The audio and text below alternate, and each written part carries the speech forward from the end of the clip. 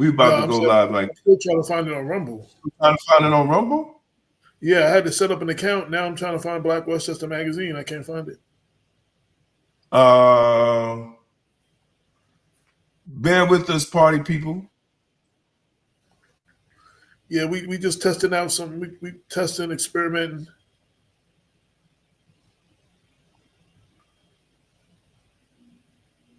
I'm going to send it to you. Good morning, Cheryl. Good Happy morning. Good holidays. morning. Good morning, Cynthia Crenshaw. How you doing, my sister? I'm going to send it to you to your iPhone.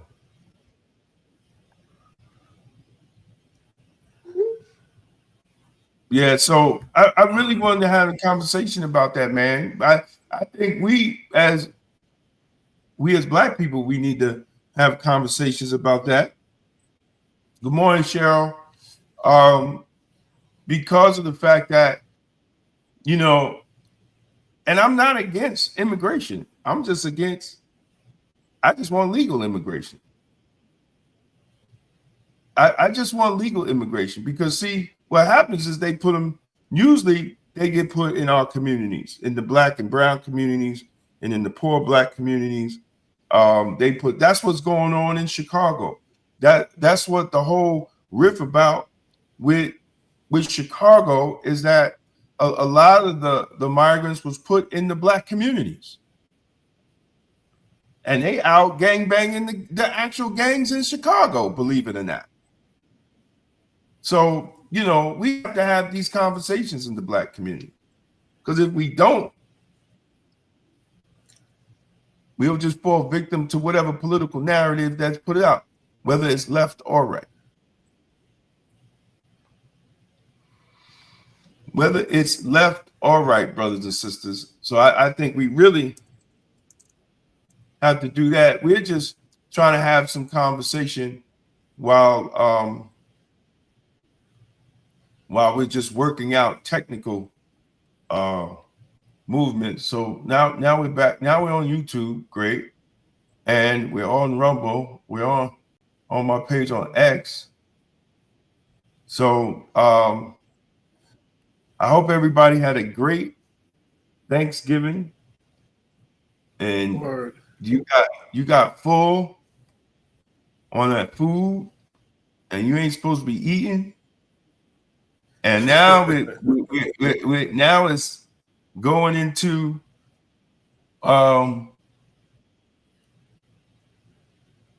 December, and I'm saying now for myself, I'm fasting in December. We have to pull away from celebrating these holidays financially, because that's all it is to get poor people to spend money that they don't have, that they go into New Year's Eve broke, and then rushing January 31st to get their taxes done so they could take that money and pay the credit cards off that they ran up during the holiday season. And instead of taking that money and taking some of that and investing in stocks, which only 20 to 25%, 30% of the most Black people actually invest in stocks. And we need to start making that part of our spending culture and start taking $20 and $30 and invest it in stocks and bonds. And it's simple. Listen, the stock thing is, So the Rumble comments don't pull up. The Rumble comments don't pull up on the side thing. No. Because I got in as Mr. AJ Woodson, and I just sent a comment, and it's not popping up. So I was just testing it. Oh, I see it. Oh, okay. Yeah, it doesn't. It's not in the side thing though. I don't know why. I see it. I see it on mine. I don't know. Oh, okay.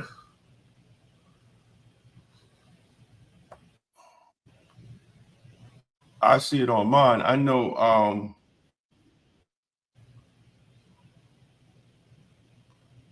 Oh man, how they got this thing now on Instagram is horrible, man. I'm ending that. I got to figure this out. Discard video. Yeah, I for don't know some what reason they that's did. not showing up in my chat platform support. I'm looking up. Got everything kicked. Instagram Live, TikTok Live, X, LinkedIn, Well, Facebook, YouTube. Okay, I'm whatever. yeah. So I'm about to post an article, man, and I had to go. I really had to go back and forth in trying to figure out.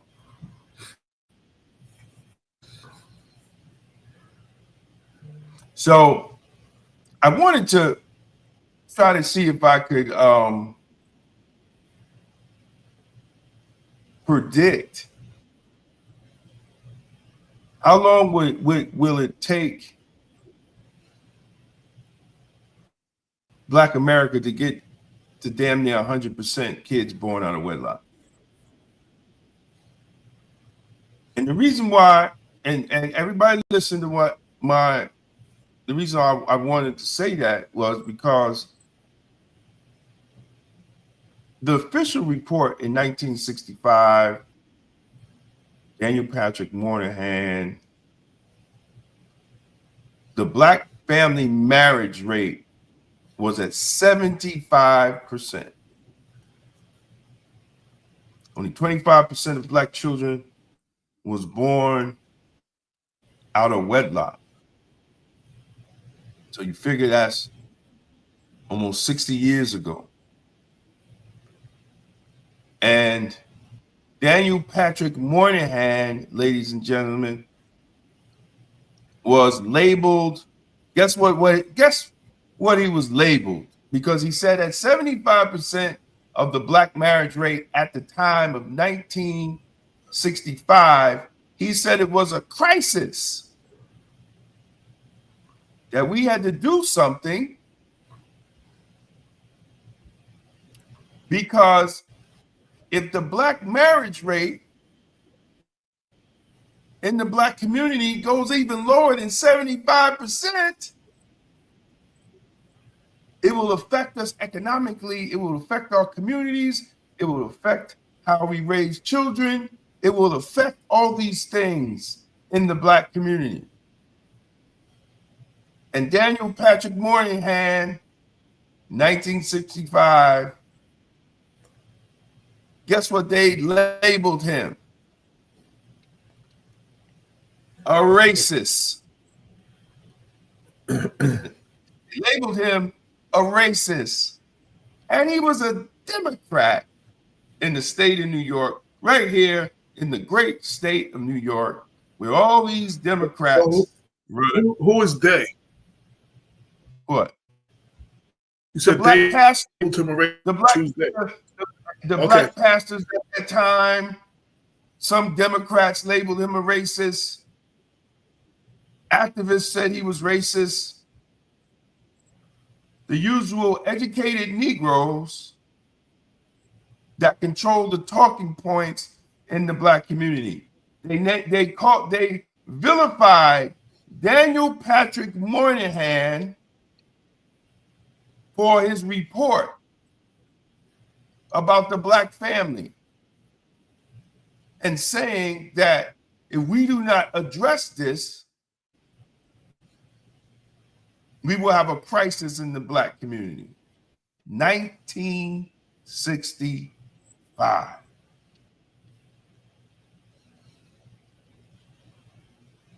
New York was more Republican then. Absolutely. New York is still Republican now. Don't get it twisted. They just use the Democratic Party to put in their people. Don't get it twisted. They on both. They rock on the Democrats too. Trust me on that. Janet DeFiore was a Republican. Mike Spanner was a Republican. Mike Spanner. Yeah. We could name a lot of Democrats now that used to be Republicans. So New York is David more, Tubio. Yep, David too. New York is more conservative than people think, but because of politics, and some politicians just go which way the wind blow, and the fact that they just look at the numbers. There are more Democrats registered than Republicans. So if you want to win, you just go over the Democrat side. And let me tell you, and I'll prove it for those who don't believe. When George Lattimore ran against Jamal Bowman, 6,000 Republicans switched to the Democratic Party. And these are facts. I'm not making nothing up. Yeah, they switched. They switched. Not only did they switched in time of the primary, so they could vote in the primary election to vote against Jamal Bowman. Like that was their goal. Could go in and vote against him so Jamal Bowman would lose the primary. And I had an issue with that. Like you belong to a party. Republicans should not be able to dictate who the Democrats who wins the Democratic primary. You understand what I'm saying? They shouldn't really have no say. They Republicans, they should talk about the Republican thing, but when they all switch to alter the results of the Democratic primary, that is an issue. And we warned y'all that they were doing this. We showed y'all how they were doing this. We posted all the information about them doing this, and everybody thought we were just blowing smoke, and it worked. So there's that. See, but this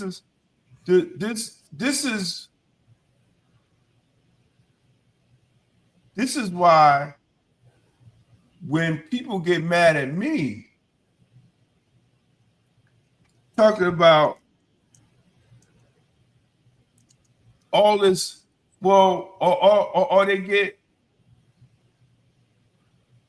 or they get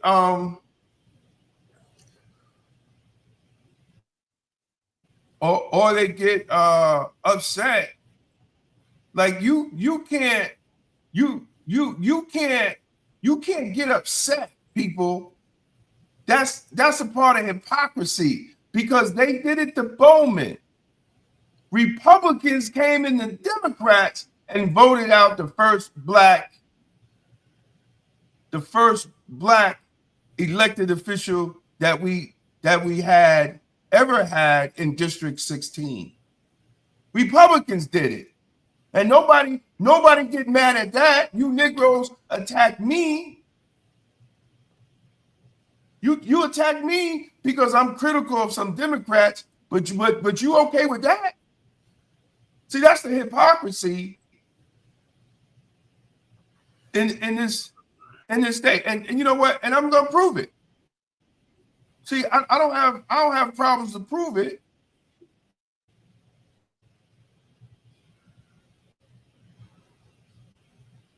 Here you go right there. Hold on. Here you go right there. AIPAC donor urges Jewish Republicans to switch parties to vote against Jamal Bowman's primary. They switched parties, 6,000 of them. 6,000 Republicans switched parties. And we warned y'all. And the thing is, they didn't do it in secret. They did it right there in open. It was on their websites. It was in their email blast. We shared all of that with you. And people was like, oh, they can't do that. They did it. Look at that. Oh, that's not going to work. But we making too much noise. We just blowing smoke. No, they did it. The Republicans infiltrated the Democratic Party to decide who the Democrat as their candidate was going to win the primary, because they wanted. Jamal Bowman was very outspoken about the whole Israel thing, and he was a threat to their cause, and they infiltrated the party. And this is not the first time the Republicans have infiltrated a party. The Republicans infiltrated the Independence Party, and the courts had to rule that they all come off the rolls as independent, and they tried to do the same thing with the independents. So, I mean, they have a history of doing this. Here in Westchester. We're not talking nationwide. We're talking here in Westchester. All politics is local. Exactly. And people thought we were making too big of a deal. Exactly. No, I'm saying, so don't come with me with all that MAGA Republican stuff when your own party was infiltrated by Republicans and no Democrat leader said anything. They didn't say anything. Actually, they welcomed it because it fit their agenda at that time. At that time, it fits their agenda to take out the first black congressman, Jamal Bowman.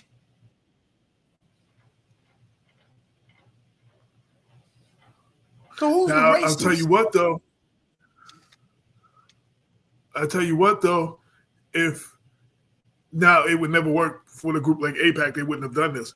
But if another group did the same thing against Elliot Engel, would have been up in arms. There would be pushback. No way that some party was going to come here and infiltrate the Democratic primary when Engel was in effect. There was no way that his supporters was going to let that happen. There was no way they wasn't going to speak up.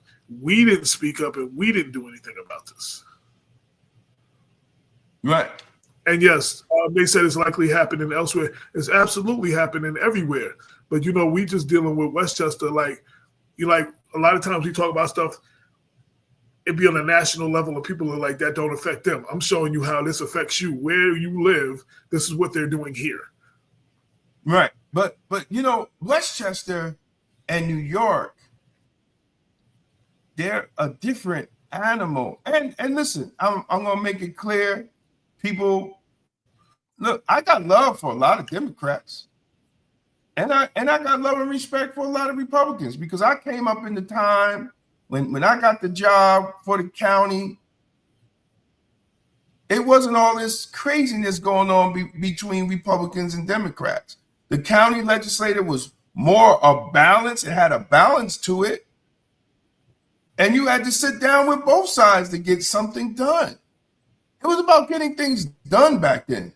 Now it's about whoever's in power going to push their agenda. Whoever's not in power just going to cause chaos and not talk about anything that benefits the actual people. Racism didn't start with the Trump administration.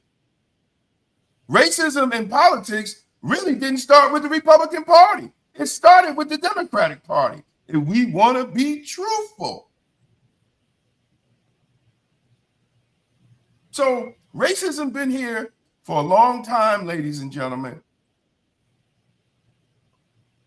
But we still have to talk policy and outcomes and how these policies and outcomes affect our communities as Black people. Listen, I'm not a racist, but I'm for my people first. Dixiecrats, yeah. Yeah, you can't get mad at me at that.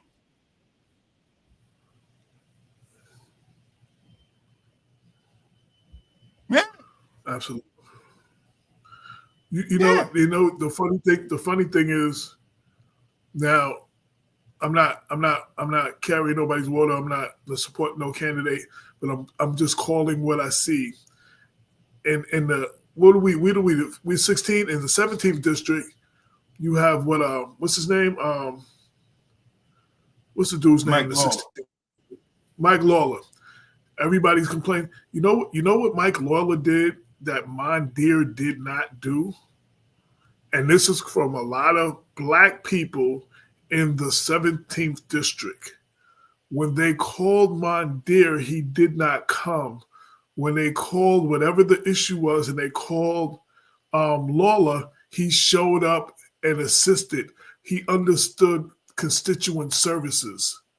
He was there for the constituents. Now, that doesn't mean that his policies and everything, like, I'm not, you know what I'm saying? That's a different story. But he understood constituent service. And even in the situation where that girl from Scarsdale, that student, was trying to extend her stay. She had till December, and she was in court to try to extend it to stay here legally, and they arrested her. The Democrats couldn't get her out. You know who they called?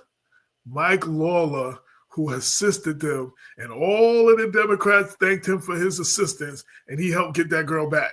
You know what I'm saying? So he understood the importance of whatever his policies are and whatever his agenda was. He understood his constituents and making sure that he helped their constituents with their issues. And when people don't, and when you have people care.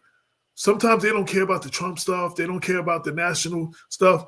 When you have an elected official that's in your district and he fights for your issue with you or helps you with the issue that you have that you care about, you're going to support him. Like Mondeer felt in many cases, and again, I'm speaking from black people in Greenberg, Peekskill, and several other places in that in Westchester part of that district. This is what they're saying, and they've told me the situation where Mondeer didn't come through for them, didn't even show up for them, and Lawler did, and you can't get mad at that if you care. You're not looking at Republican and Democrat. You're looking at who helped you in the issue that was important to you, and he understood that.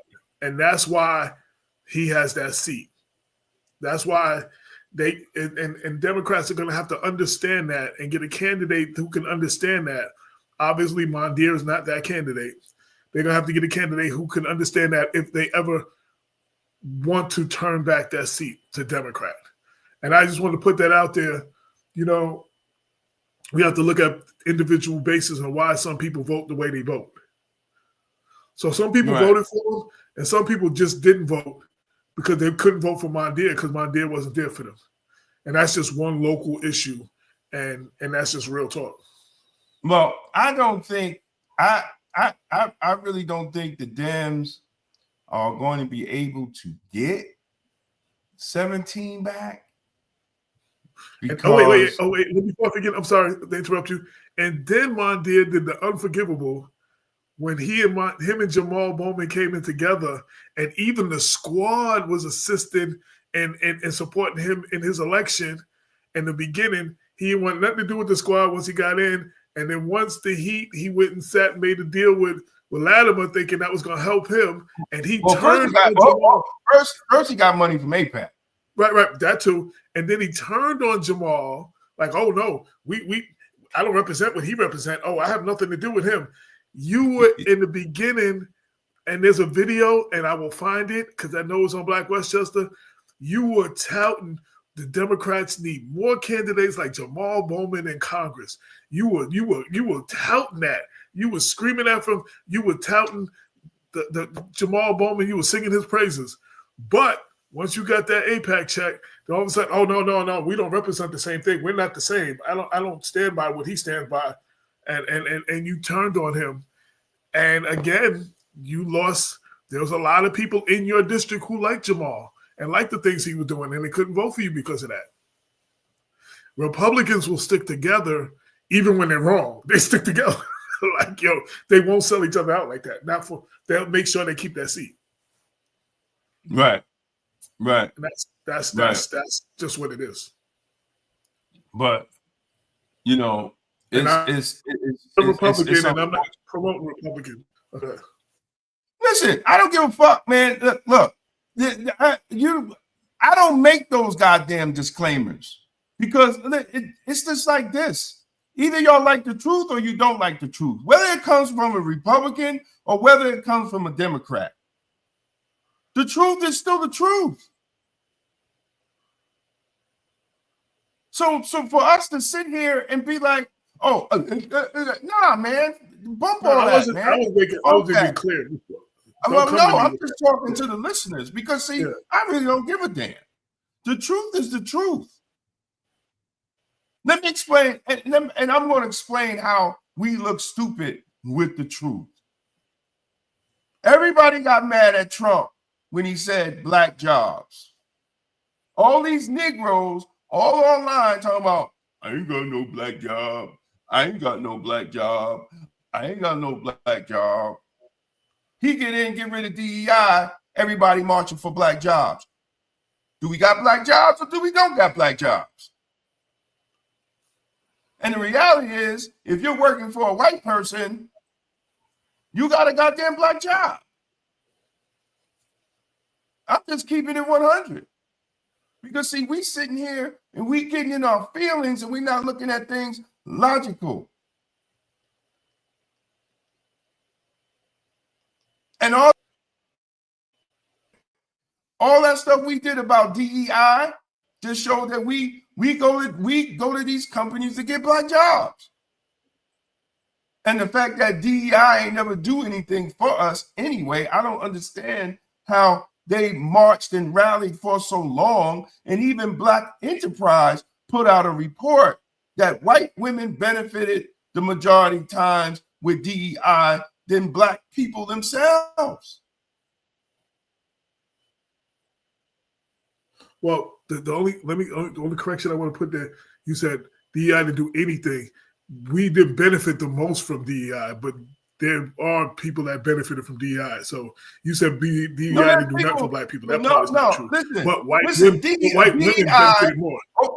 DEI, affirmative action, all the shit that came under Obama,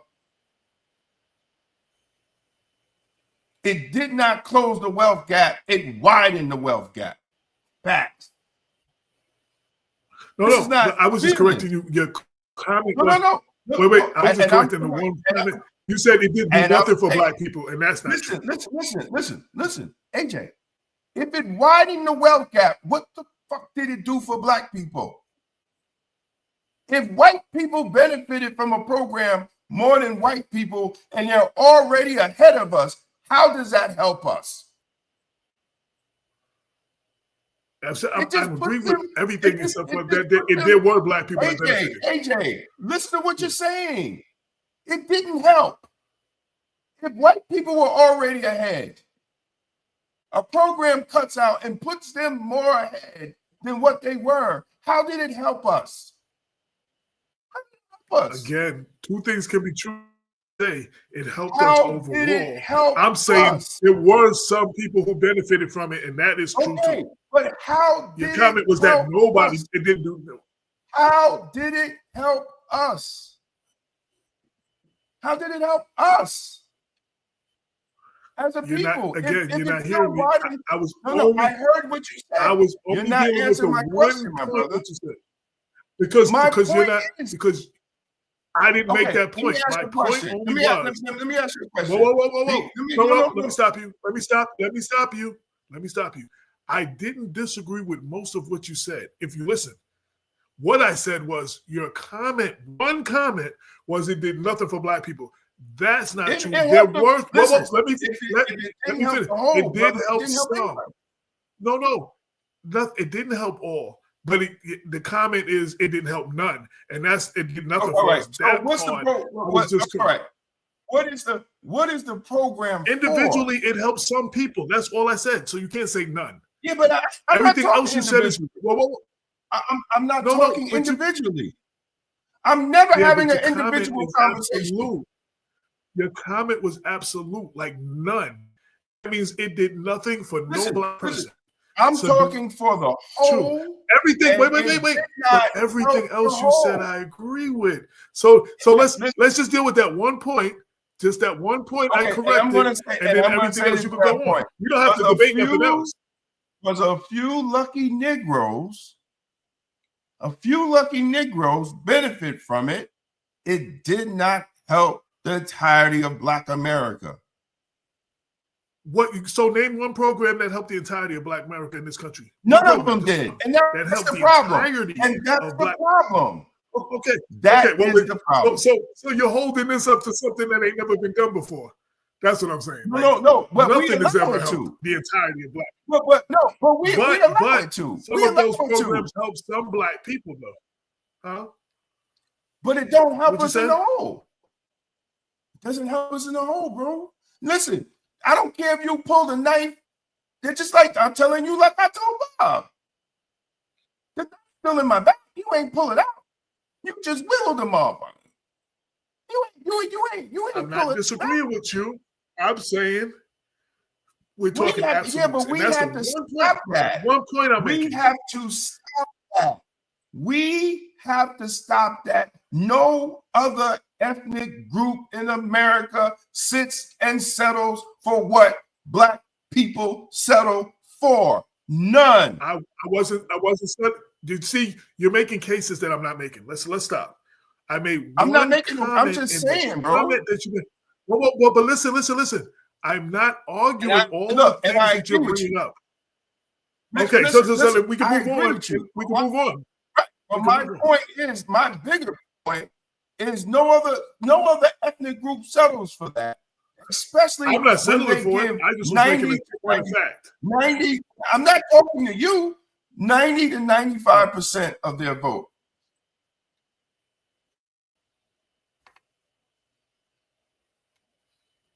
A lot of the purpose of said programs became more inclusive as they got started. Well, inclusive to who? Certain Black people? If we give 90 to 95% to our vote to one political party, and I'm talking about Black people, Black Americans, and we do not get policies out of that political party when they are in power to advance us. I don't care about anybody else. That is exactly going to advance Black people. Then what are we voting for? Just because Martin Luther King Jr. marched? Because our sister sat on a bus? What are we voting for? Whether it's Democrat or Republican, our communities look the same. That's my point. And numbers don't lie. Negroes do. And if we're not moving the ball down the economic ladder, the family structure, jobs, training, then we have a problem. And we don't want to address the problem. We have to address the problem. And stop pointing to racism and pointing to this and pointing to that. We just sit here last week, had the controller of Mount Vernon on. Barely a white person in the city government.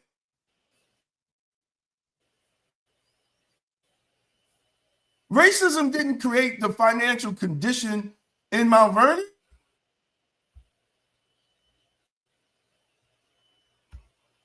Policy did. In many of the communities, Black communities that have Black elected officials, the conditions were created by policy, not racism. And the policies was created by the politicians that Black people put in office. And then when they fail, they use racism as an excuse.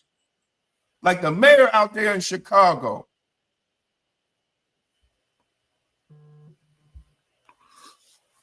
"14-year-olds being shot and killed. Mothers can't even take their children home from school safe without being beat up by kids." And he wants to blame the Trump administration. We have to get it together, man. We have to get it together.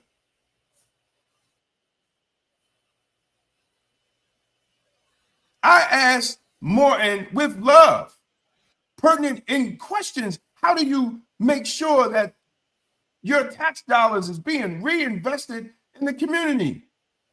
They have no plan. With 80% of the whole budget goes to payroll, that's insane. Well, again, as a correction, not payroll, personnel, meaning payroll, health insurance, and everything, not just insurance. Payroll. Like yeah, okay. No, I'm just, no, listen. I'm trying to make sure everything we say is factual. Not the problem with everything is people just say stuff, and I'm not saying you, but that's what we live right now. So I want to know when we say something, we bring the exact facts. I don't. But it's factual. I don't care. But it's factual. I don't care. Okay, well, I care about that. I don't care. 80% goes to payroll. And you know what? And you know what's in payroll? Not payroll. Tax deductions. Personnel. Listen, bro. When I get a pay stub, everything's on my check. That's payroll. That's healthcare, tax deductions, union dues. Everything is on your pay stub. That's payroll. That's payroll. I ain't got to get in. I don't have to get into the simple breakdown and all that. No. So taxes come out too. Taxes is payroll too. Oh, all that comes out on your paycheck, on your pay stub. But that's not payroll. Those are deductions. On your pay stub. Those are not payroll. Those are deductions. When you get your pay stub,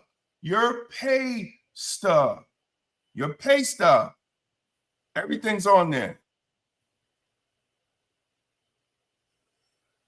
Everything's on your pay stub, AJ.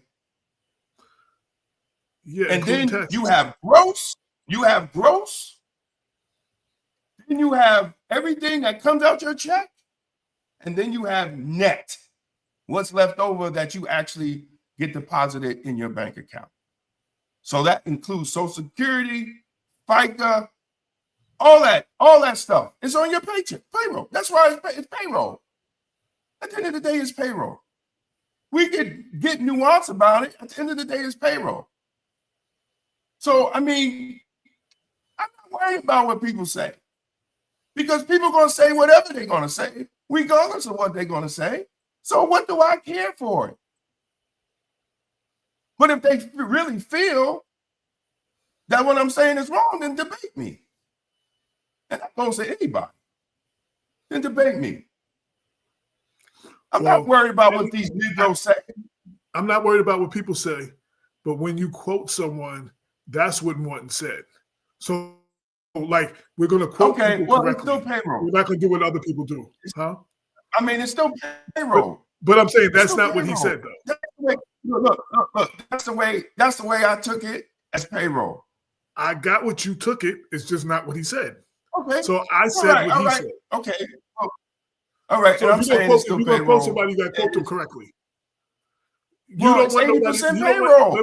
Wait. You don't want nobody to hear what they hear from what you say and said that's what they heard you say if that's not what you said. 80% payroll. All that is in payroll, AJ. Okay. You're not because I made my point. Wait. No.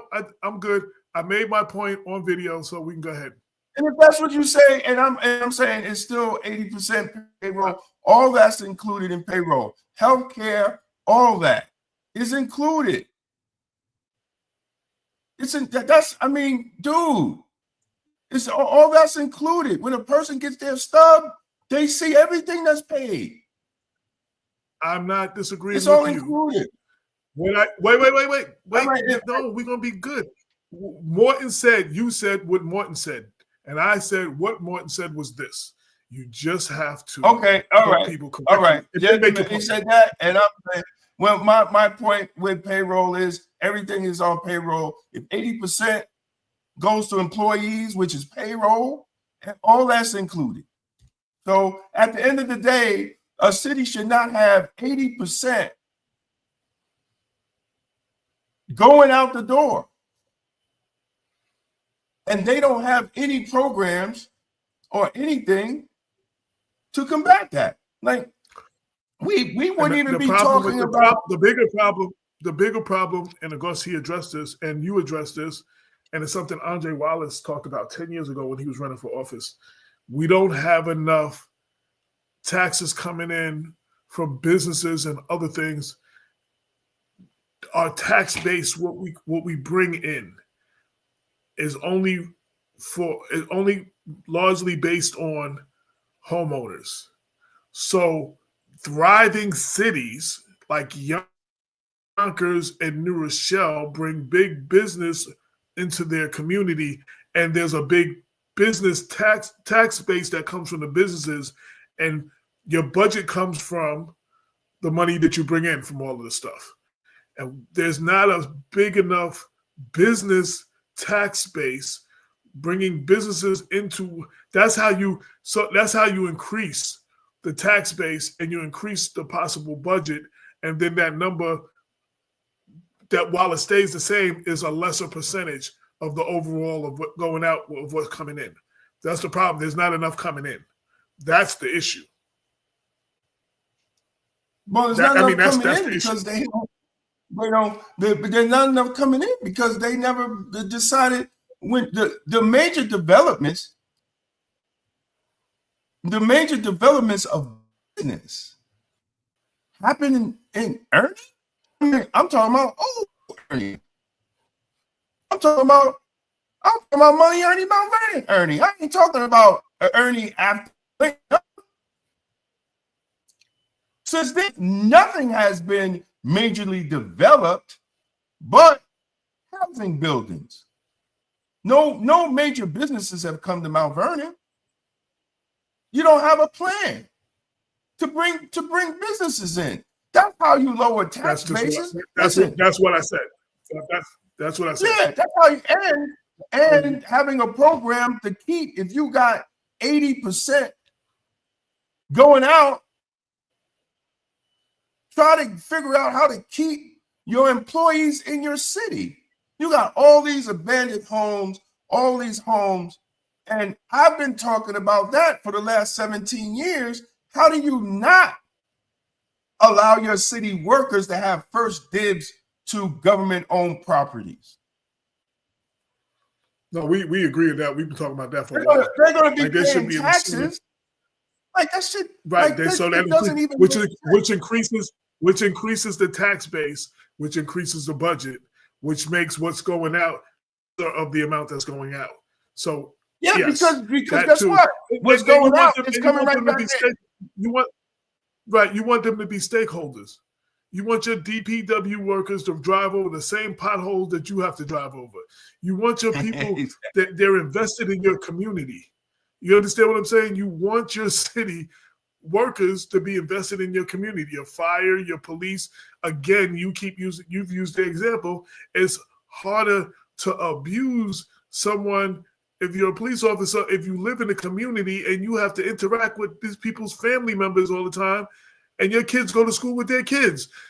You're going to look at it differently than if you live in Long Island or you live in New Rochelle or you state or something and you're a cop here.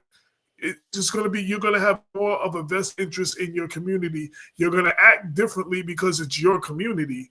You understand what I'm saying? Your firefighters are going to act differently because they're protecting not only they're getting a check, but it's their community. You understand what I'm saying? So yes, right. You want your city workers to work here. And if you have foreclosed homes, we've had this conversation before, there should be a process, especially for, and this will help keep some of the cops, the young cops here, help them first. There should be initiatives, first time home buyers to get to these foreclosed properties. You get them off the tax base. The city don't own it no more. You got taxes coming in now. You know what I'm saying? And you got the people who work for the city now becoming stakeholders in that city. That's how other communities do it. And that's why those communities are thriving. But in addition to that, we count, and I stand on this, we hold the homeowners too responsible for the budget. Like their makeup, you said 80% of that goes out for personnel and that. Most of the things that go into the budget that come in are from homeowners' taxes because we have no space. We bring no businesses, not just small business, not big businesses. We don't bring small businesses here and support them and enable them to thrive and stay here. Businesses come in. We get a good black business. It comes in 2-3 years later, it's closed. One, we didn't support it. The government didn't give them no incentives. We didn't do nothing to help them stay and grow in this community. They leave.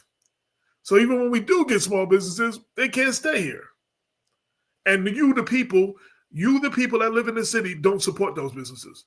That's how they can stay here. So everybody got a role to play on this whole situation. Y'all is sitting at home watching this, talking about, yeah, the government ain't doing. Y'all ain't doing your part either. Black people that want to blame everybody, y'all ain't doing your part either. You have to support. You have to. We've had this conversation for forever.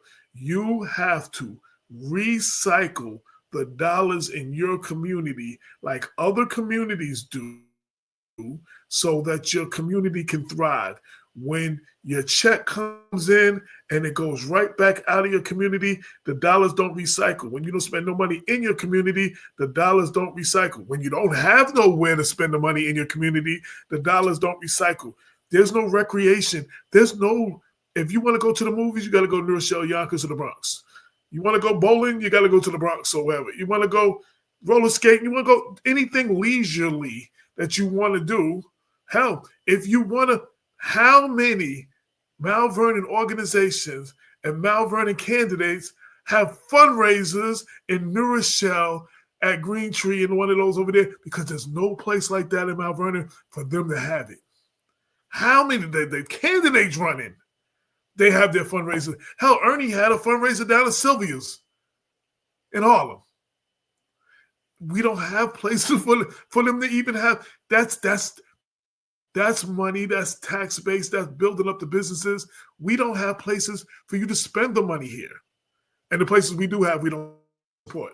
So it's not all on elected officials, it's on y'all too. And y'all not, that we the people, we forget that there's a we the people. We the people are supposed to be greater than the people, that the few people that's in the building in City Hall. We the people. We do not dictate how our city runs. We do not dictate code of conduct of how we want. We don't dictate how we want our city policed. We don't dictate any of these things in our community. I'm talking about black communities, and I'm specifically talking about Mount Vernon, as other communities do. And then we want to hold up saying, oh, look what happens over there. Those people wouldn't settle for what you settle for. You vote and you give your vote away for someone who's not doing what you need them to do, or doesn't do what you want them to do, or doesn't do what's in your interest. But you don't realize that your vote is power, and you just give it away. And we've had all these conversations before, and this is not new, and it's not new to one administration or current elected officials or elected officials getting ready to come in. This has been going on for the longest. So y'all take apart.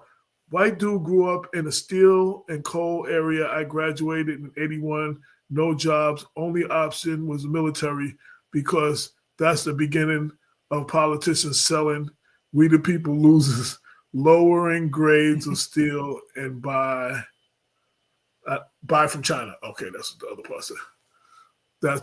Yeah. Well, he's absolutely right. Max saying 10. And then the other part he said before that, taxes bring in new business. Yeah. So yeah, and just summing up what I said, if we have more businesses here, we have more money coming in. The budget is bigger. That amount of salary is now not 80% of the budget, now 70% and 60% because the budget is bigger. You get the city workers to buy these foreclosed property. You get that off the roll of the city and get that's income and tax. You increase the taxes coming in, you increase the budget, and then that what's 80% now becomes 40 or 50%. You know what I'm saying? Like you got to increase the budget. Yeah, but you have That's to the problem. but you have to elect the people. Man, we've No, been no, talking no. about I just said this that. since I just right. said that we gotta elect hold the the people people. accountable. Mount Vernon, y'all have to elect competent people. That's all I'm saying.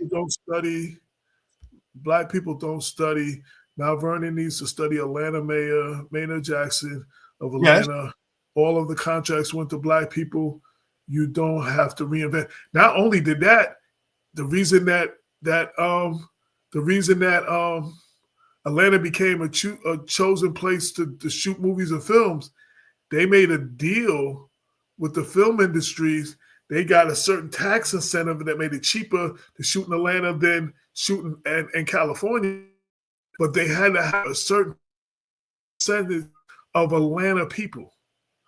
You understand? For that, so now you bringing the movie companies to your city, and you're employing your people, because to get that tax incentive to make it cheaper to shoot in Atlanta, you had to hire a certain percentage. Mike Spano. What happened? Yes. Mike Spano doing the same. Yes. Mike Spano, right now, I don't care what people say. I don't care if people be in their feelings. Right now, the mayor of Yonkers, Mike Spano, is doing his thing. And now he's making a play. It's considered Hollywood on the Hudson. Yeah. Right. And that's why he's making a play for businesses in New York City that is nervous about the policies of this new city council and Mayor-elect Mandami. I don't blame him. And someone, well, you can follow Marilyn Jackson's lead, but you gotta be willing to do it, Jack. These politicians they're not willing to do it. And the people are not making them do it. These politicians, well, it's not even people not making them do it. The mindset of Black politicians today is different when Jackson was in office and these different politicians were what was in office back then. Their mindset is different, Jack. They don't come from a base of people empowerment no more. They're not doing that. Exactly. Most are for themselves. A pension, to get a pension. I had someone tell me, they said, man, you getting a pension? I said, man, I work in jail. I'm not sitting in no office. Shout out to Monique James, tuned in. She said, hey, Monique, ain't seen you in a while. She said, I remember working at Mount Vernon Housing Authority probably 20 years ago, and they had promised to do major construction, which they did, and they hired everybody from outside. That alone made me know what time it was regarding how people felt about the Black community and our own people. Contracts to outsiders and sad circumstances. The politicians really fail. The politicians really fail people. Yo, let me just quick. So here's a quick. Andre Wallace, before he was councilman, then he ran for councilman in 2015. He was training a lot of the young men in construction curriculum, and then he was helping them get jobs on local construction. And one of the buildings, they weren't going to hire anybody from Mount Vernon, and he was going to shut them down. Like, he just wasn't being able to work. He made demands that they hire people from Mount Vernon, and they dealt with him. And here's twofold. It's not just about hiring. He was training the people, so they knew as a developer, as a contractor, the people he sent were also qualified. You understand what I'm saying? Because you can't just give people jobs and they ain't qualified for them. they were qualified. But he did that on his own, outside of he wasn't a politician. And we don't have enough people standing up for our community like that. You know what I'm saying? And that's real talk. You know what I'm saying? You know, everybody's out to get what they can get and do what they can do. And what I think one of Damon's favorite phrases that I like is Mount Vernon should be the Wakanda of Westchester, but our politicians keep giving our leaders giving away our vibration. Not selling it, they give away our vibration. They're giving away. We'll never get anywhere. And I just want to respond to Jack. No, he didn't do it specifically for Black people, but I know this. Black people are benefiting more from the business decisions in Yonkers than they are in Mount Vernon. Well, that I do know. Wait, who didn't do it specifically for Black people? Who are we talking about? No, we're talking about, because I said about the movie theaters and him making a play for businesses and yeah, but at the end of the day, Black people are benefiting more in Yonkers from the business decisions Mike Sparrow making than in Mount Vernon. And the business decisions that's coming out of something City Hall in Mount Vernon. And I know something that they might not know. So here's something they might not know, and I only know because, you know, as the editor of Black Westchester, I cover a lot of this stuff. So the movie companies coming in, Lion Gates and stuff, they're starting to work with the schools. You understand what I'm saying? And when we start working with the schools, then you start getting people as soon as they graduate, they got jobs to come to. The Lion Gate is working with the schools. You understand what I'm saying? So they got programs that they putting in place. So that benefits the kids coming out of school. So yeah, we don't do that either. I mean but see, that's policy, right?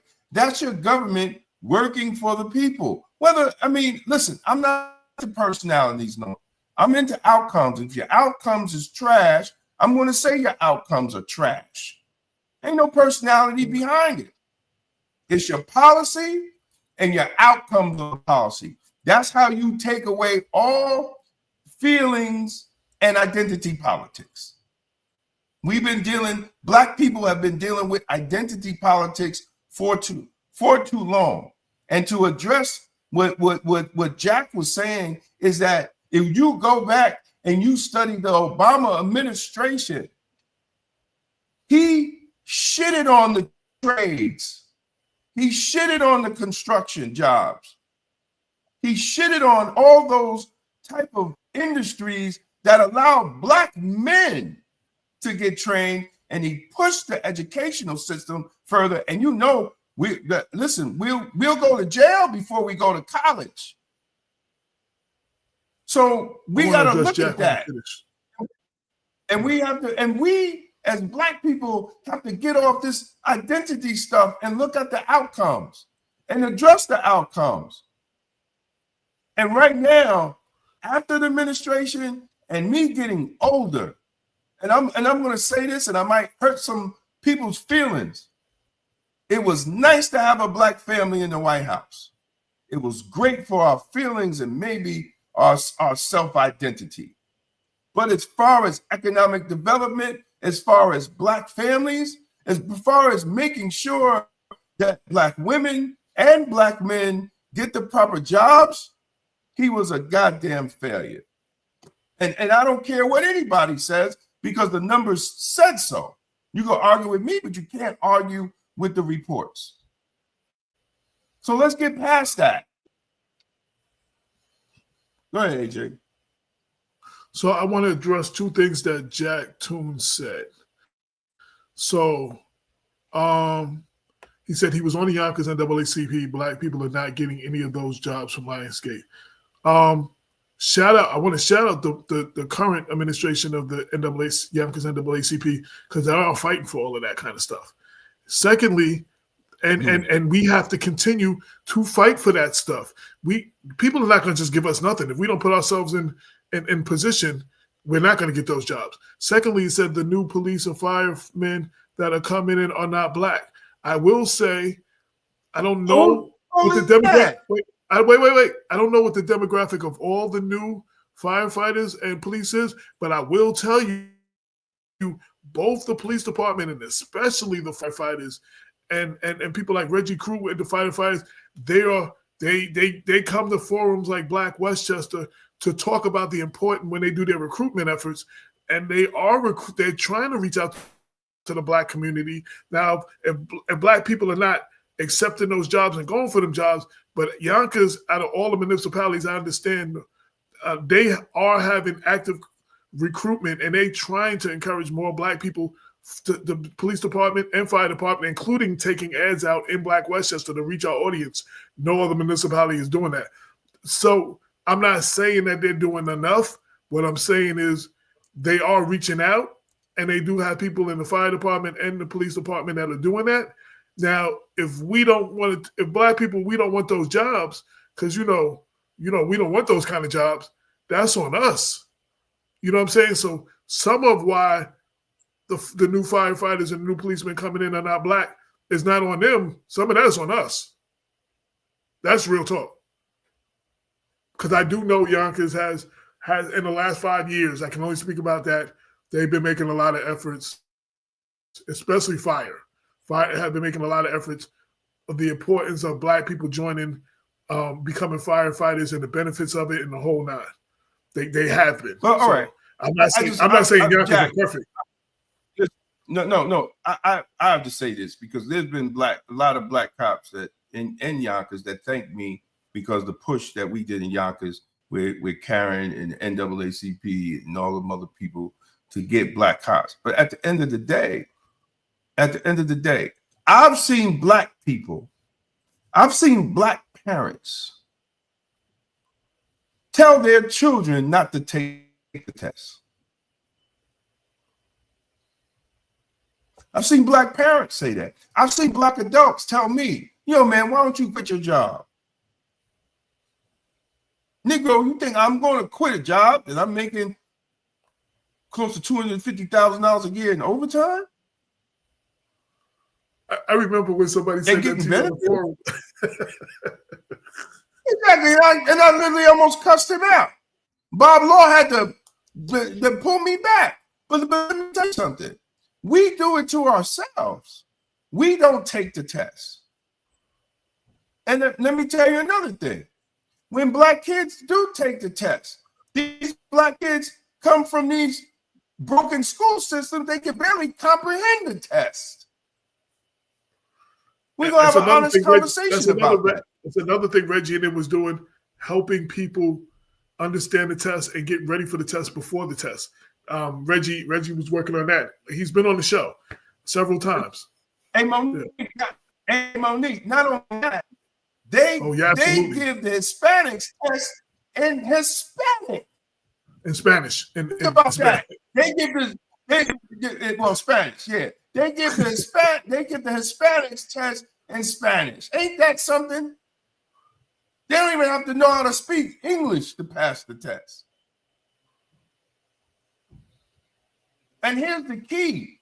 We don't find out when the tests are and have study groups. And have study groups. Get one of the cops from the police department and go and give study groups for the test to make sure these young Black people, Black boys and girls, are high enough that they could reach and put them on the job. And again, that's our responsibility. Right. And Reggie Crew was doing that. That's what they used to do. That's what they used to do back in the days. Listen, I had the opportunity to be a White Plains cop. I was on the county cop list and the correction list. But I saw all the Black people in correction, so I went to correction. I ain't see a lot of Blacks anywhere else. I went to where the brothers was at. And at that time, we all was making the same amount of money. It's all the same. Oh, shut up, Jack.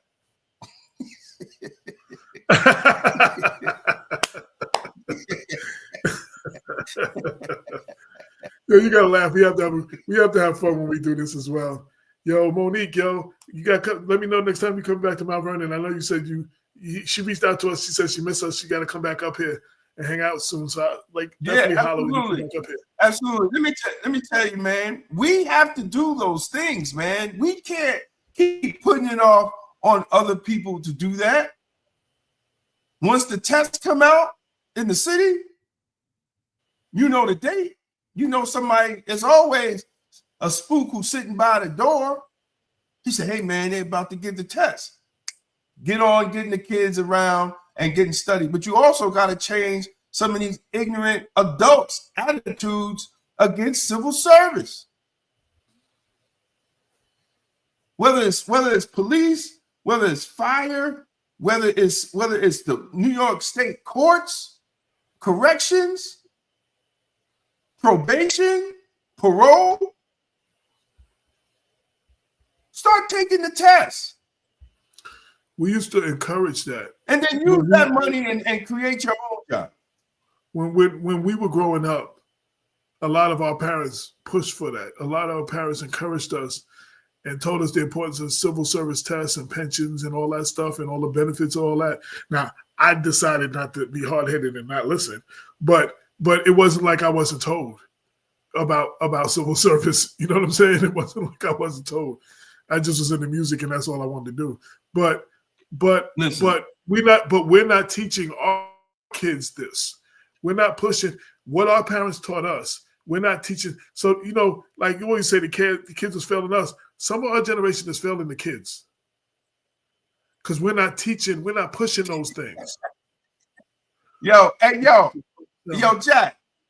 This ain't no hookup show, bro. Right. This ain't no hookup. This ain't no love. This ain't no love line. And let me say that's the whole girl. She Black Westchester family. You don't know. And listen. You never know what happened on Black Westchester. Y'all get together and get married from a Black Westchester show. Love connections. Exactly. Jack to Monique, your pick is fine as hell. Holla at me.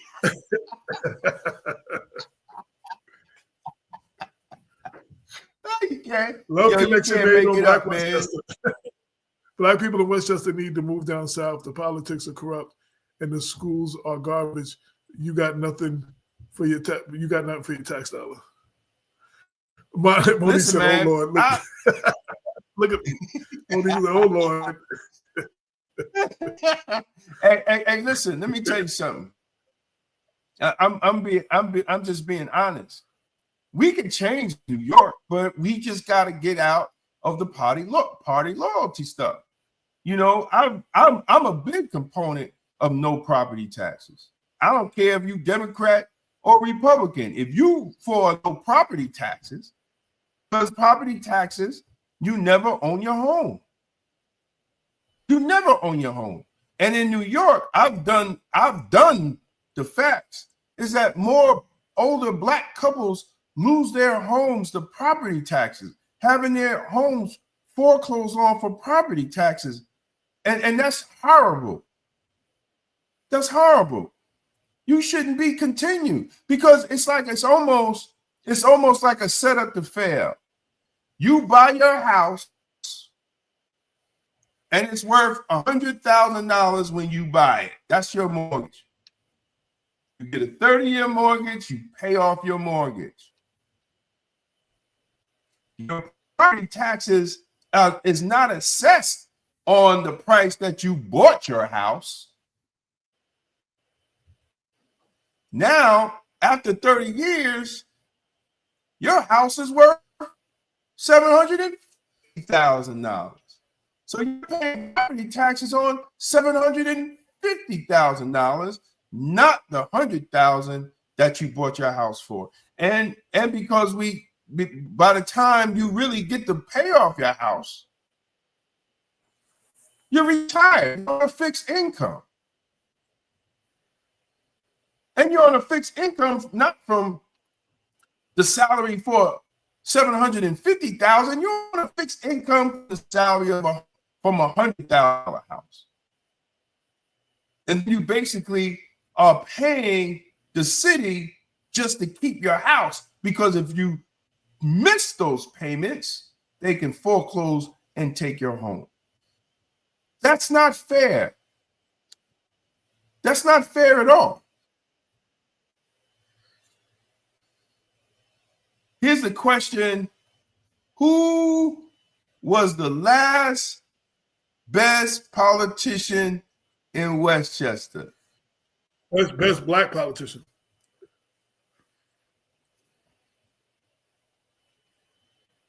Damon? You go back further than I do. I say it's a tie. It's going to be a tie. Two black women county legislators. They both came in at the same time. One was a Republican and one was a Democrat. Lois Bronze and Pearl Qualls. Rest in peace. Lois Bronze and Pearl Qualls. I know I hurt a lot of people's feelings, but those were the two. To me, they were both no nonsense. They both worked across the aisle with each other, and they both had that motherly love, and both was no nonsense for their time. So I don't know, Jack, a Republican, a black Republican, and a black Democrat. They both came in. Yeah, I think they both came in at the same time, right? Because we did that, right? They both came in. Or who was first, AJ? Right back to back. Pearl actually came in first, but she was Republican. She was appointed. Lois was the first elected. Because they both say, okay. If you look both of them, they both say that both of them are first. Yeah. Mm-hmm. Right. Yeah. So I was like, how can they both be first? Yeah. So how long ago was that? yeah, and that's my point. That is my point, bro. I think I was in high school when Pearl Qualls and Lois Bronze was county legislators. That's my point. That is my point.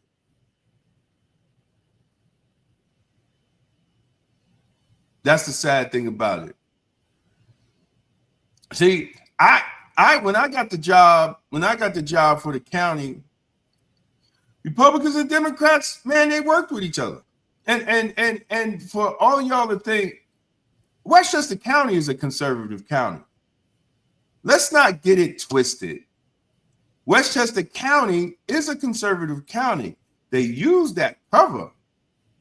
Oh, they're liberal and all that. That's a cover, brother. That's a cover. And I really hope that Ken Jenkins and Mike Spano take advantage of the policies in New York City, bring more businesses to Westchester.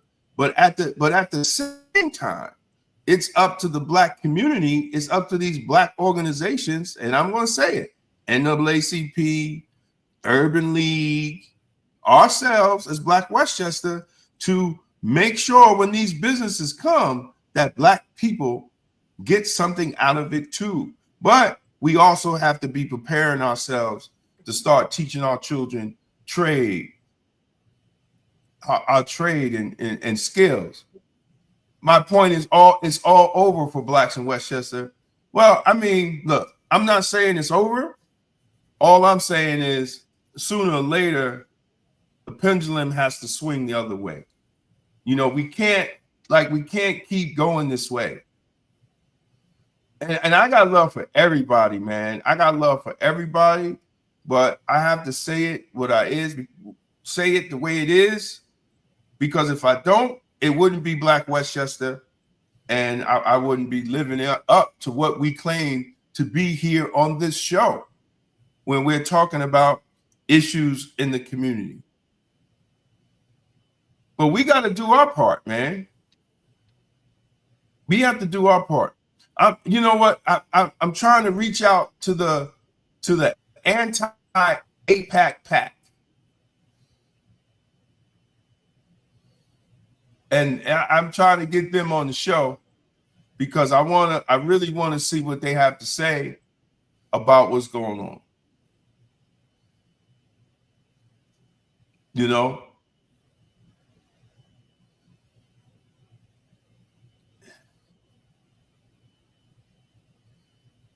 Westchester has been great for Black people. Oh, absolutely. I'm going to say it's been a while. Listen, 119 from Terrytown Road all the way down to Elmsford used to be nothing but Black businesses, Black homes. It was a Black business district. Mount Vernon was a Black business hub. Mount Vernon was a Black business hub. 119 in Greenburgh. It was nothing but restaurants, bars, and stores from the Greenburgh Police Department all the way down to Elmsford. Facts. We lost it all. All disappeared. My aunt had the last Black business on 119, the World of Beauty. So she couldn't keep it up, and she sold the building.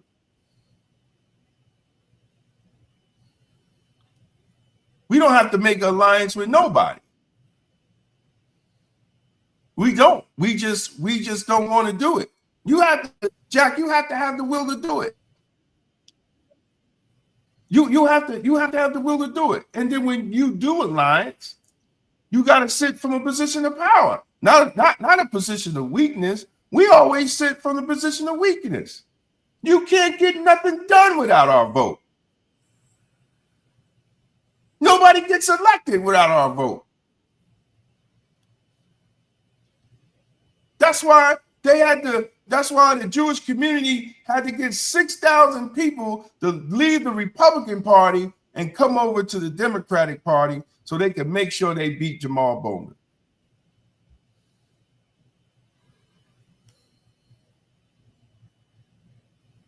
Because they knew, they were scared.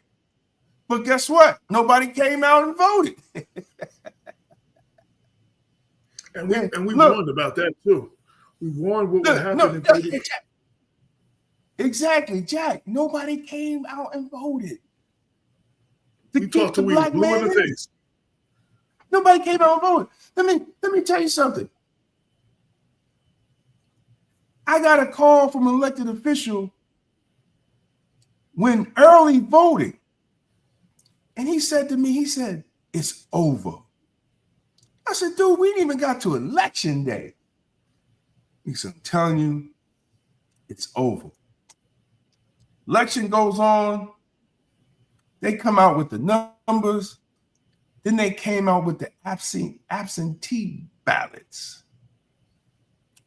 The Jews had 6,000 absentee ballots. Guess how much the total vote in Mount Vernon, a city of 80,000 people, were? 6,000, around 6,000.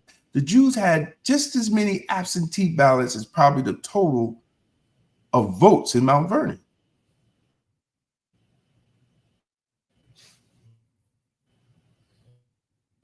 Hey, what's up, Schrober? Oh, man. What's going on, my brother?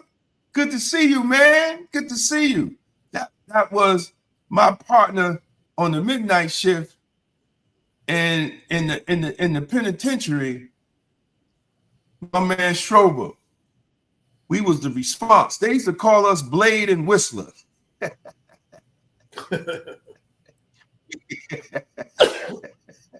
have to ask which one you was.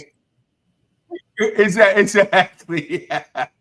They used to call us Blade. I hope everything is well, man. I hope retirement is doing you well, man. Well, I hope it's doing you well, brother. You know, we hopefully next year, man, we're gonna do a correction retirement barbecue.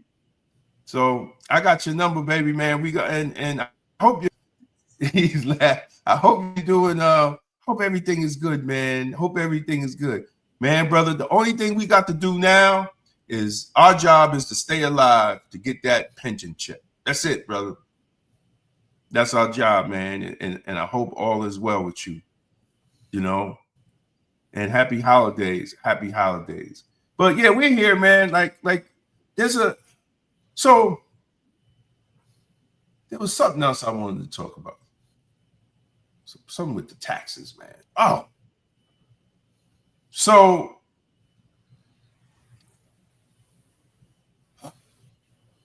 there's something that's coming out, man. It's called the Fair Tax Act of 2025. And I believe it passed the House. It passed the House. And it eliminates federal income taxes, payroll taxes, self-employment taxes, and it also eliminates the IRS itself.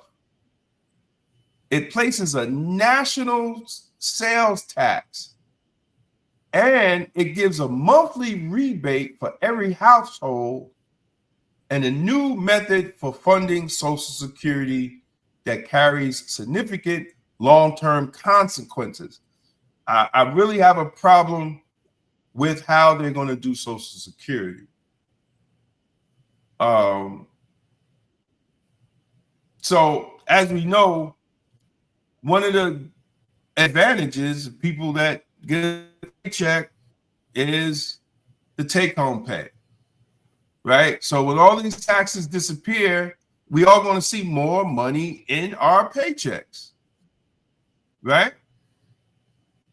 So, it was so for Black America, switch to the states. It was switched to the states. Well, states would be responsible for administrating, collecting, and remittance of sales tax to the U.S. Treasury. So there would be the federal tax, I didn't get the state would be. No, well. I mean, the state's not taxing you. Like it's because the sales tax is going to go up. So the states have to give the sales tax. You're going to pay more in sales tax, but it's going to be up to the states now to administer that to the federal government, to the Treasury, right, to the Treasury Department. And just so people don't have to worry, this is scheduled to begin in 2027, not 2026. So, right, I don't think it passed the Senate yet. If it passes, I think it's just if it passes. Right. So I disagree with the Social Security. And here's where the Democrats, you know, instead of being no, right? They should negotiate, which they probably, I don't even think they did, but they should negotiate a change in the Social Security.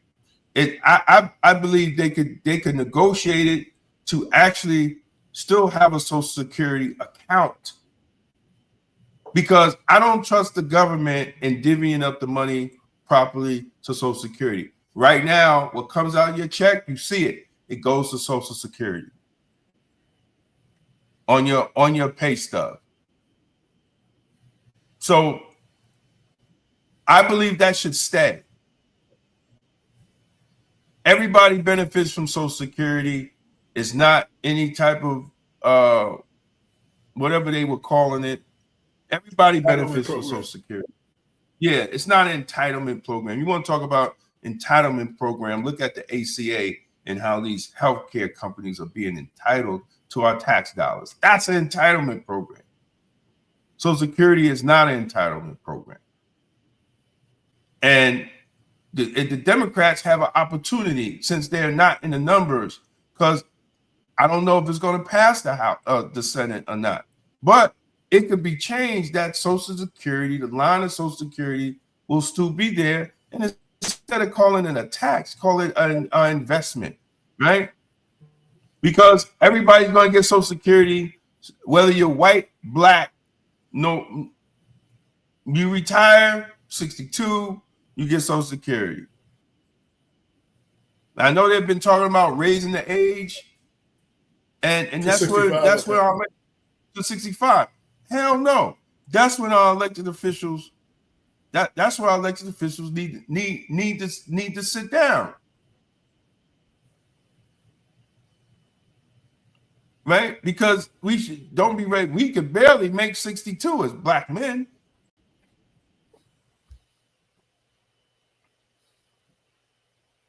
And then, make sure that if you pass away, either your spouse or your descendants is able to get a certain amount of money in a certain amount of time. Those are the things that the Democrats, instead of fascism and racism, need to be sitting down with these bills. Because if the Republicans control the House and the Senate, and it's going to pass anyway, get something out of it that actually benefits the American people.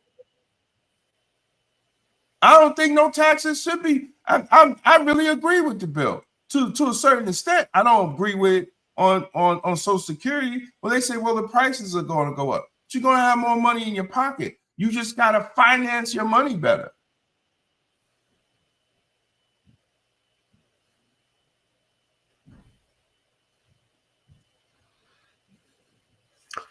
Yeah, I want to say one thing when you're ready, and then I'm gonna be out. Right. So I just want to, just on a local level, update. On the fire at 30 Cottage Avenue. A lot of people have come through. I got a update on Black Westchester to check that. One of the things they're still looking for is volunteers to help sort through the donations, and they're still looking for donations. Shout out to the Mount Vernon NAACP for what they're doing. I'll let them make an announcement what they're going to do what they're doing if they want to. And all the organizations, a lot of people are stepping up. A lot of individuals are stepping up, but they're still looking for volunteers. And if you go to the Black Westchester says update on the fire, it'll tell you the days that they're looking for and all that stuff. So we still need volunteers. They're still looking for certain particular items and stuff. So, the reason I want to bring this up again is because we as a people, what we do is when something happens, we all jump in that day, the next day, a week later, it's like crickets. The people still need help and ain't nobody there. So, it falls off like it's an excitement thing in the beginning. These people still need a lot of help. So continue volunteering, continue donating. And I want to applaud those who have stepped up. And Mount Vernon actually, and we talk about Mount Vernon when there's not stuff going on. Mount Vernon did show up and show out. I mean, real supportive. And I want to give them credit. No, I'm saying, because you're not going to hear about that in a lot of the other media. So I want to credit Mount Vernon for stepping up and encourage them to continue to step up and continue to help. Because, we're a situation like that can change all our lives. Like, what I'm saying? One big incident like that can change everybody's life. So, it's nothing you can really prepare for like that. So shout out to everybody who's helped.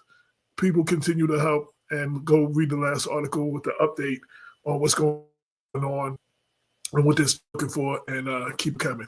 So salute to everybody who, Monique said, yes, Mount Vernon certainly does come together to deal with the crisis. I pray for the families that are affected. Absolutely, Monique. And it'd be great when Mount Vernon can come together when there's not a crisis. And because times like this, and I call this out, times like this show, we can work together. We can come together. It's not that, people are like, oh, Mount Vernon can't come together. Times like this show, we can when we want to.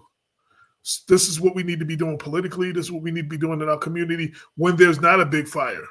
You know what I'm saying? We don't need to wait for the city to go bankrupt. We need to be more proactive and have this energy all the time. Bring that energy all the time. But shout out for Mount Vernon for stepping up. That's all I wanted to say. And I am on vacation, and I'm about to get off of here in a minute because this is supposed to be a test, and this went to like an hour and a half or whatever we've been on here. Hey, I'm just running my mouth, man. No. I got you. I'm going back into vacation mode in a minute. I ain't trying to do nothing today, and so and I'm glad to see my sister Monique. I sit here and talk to Monique all day. We ain't talked in a while. Oh, absolutely. And absolutely. Yeah. No, we have to come together as a community. Like, that's what it's all about. That's what that's what it's all about. And you put the politics aside when there is a emergency, and in the process, it makes you realize what you should be thankful for, and that we can't take so many things for granted. I think we take a lot of things for granted in our lives, man. I'm getting ready to do a video on that. I was supposed to did it this morning, man, for the Friday morning cheat code of gratitude and thankfulness. Because I think a lot of us miss that part, because we're so distracted by society. And just scrolling through your phone, you'll see things that tempt you that you want to do it instead of being thankful, for what you have, and that's things that we got to get together in the Black community, because I think we have been programmed to want victim, instead of being thankful where God has put us at.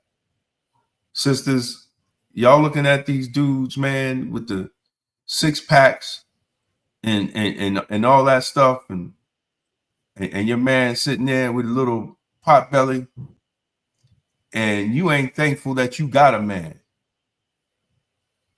A lot of sisters out here, right? That you got a good man, and maybe having a pot belly. So you want to get rid of his pot belly, change the food, stop Uber eating and Grubhubbing, and make him a good salad. And so he won't have the pot belly. And the same way with the fellas, y'all out here chasing these chicks, and you got a good woman with you just because she don't look like an Instagram chick. It's the same. And single sisters, be thankful that you got your life together. You got good credit. Stop chasing after these dog ass men. Stop it. See, envy and not being grateful for what you got put you in situations that you don't need. Just be thankful. Wake up every morning. Shit. And that's what, look, I'm at the age now, I just thank God I could walk. Last year I could barely walk. I'm not. Listen, man. I'm not joking.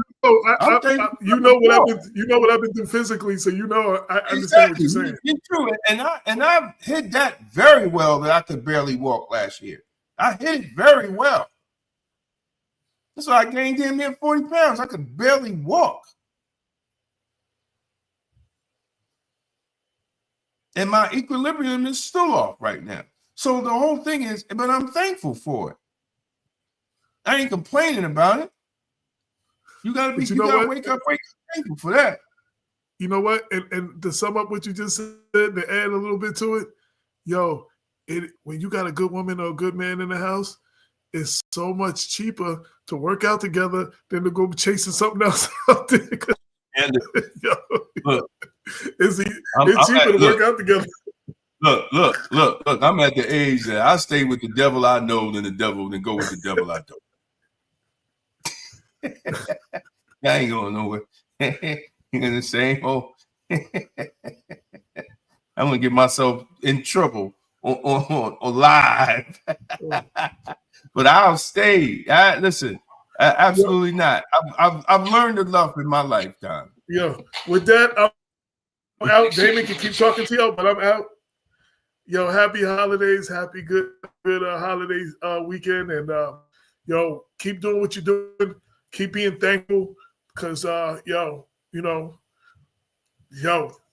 could be any of us that could went through what that's right. Just went through. So we'll be back on Sunday at 6 p.m.